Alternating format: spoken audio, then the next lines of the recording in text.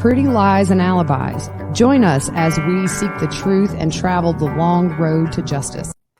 Hi, everybody. It's GiGi flying solo. It's kind of late, almost 11 o'clock, but wanted to get this out tonight. Huge news in the Alex Murdaugh case. Today, Fitz News broke a major, probably the biggest story of this case so far, that state police have told Alex's family they plan to bring charges against him in the murders of his wife, Maggie, and his son, Paul, from last June. It's been 13 months since the double murder.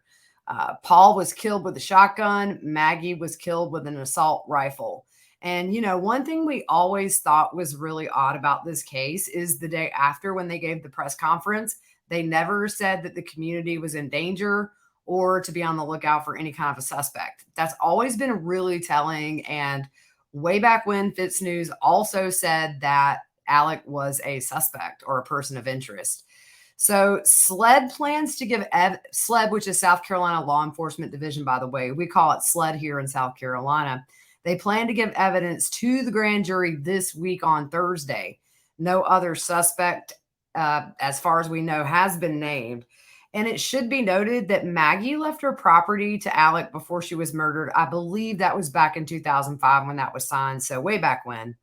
And Murdaugh has told law enforcement that he left the property earlier that evening, came home, and found Maggie and Paul shot dead just right near their dog kennel.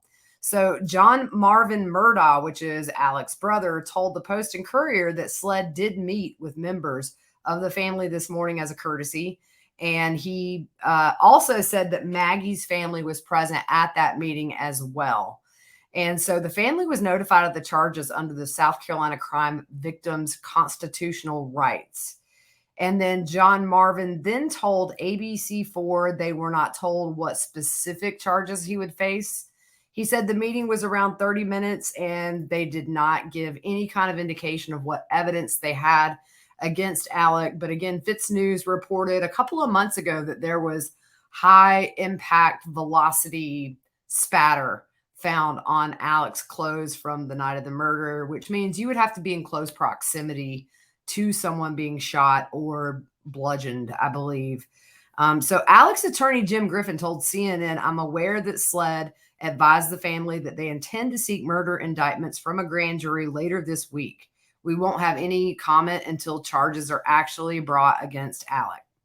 We don't know if the indictment will come from the state grand jury or the Colleton County grand jury, but typically these kind of indictments for murder are handed down from the county where the murder actually happened. It'll be very interesting to see who gets that." And his attorney also said that once the indictments are handed down, they will ask for a bond hearing to have facts on the record. So here's the interesting thing. In South Carolina, this could qualify Alec for the death penalty. South Carolina law says under SC criminal law, the murder of two or more persons pursuant to one scheme or course of conduct is an aggravating circumstance that would qualify a defendant for a death penalty case. And so far, Alec's been, we know he's been charged with stealing about $8.5 million from colleagues and clients. And honestly, I wouldn't doubt if in the future we don't see murder charges for Gloria Satterfield and Stephen Smith.